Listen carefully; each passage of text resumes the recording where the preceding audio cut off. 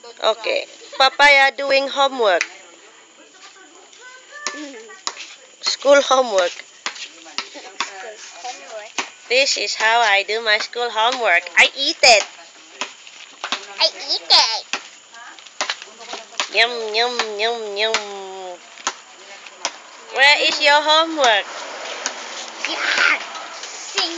Tasha?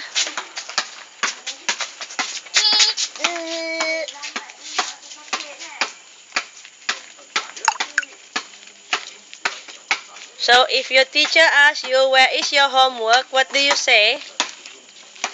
Papaya ate my homework.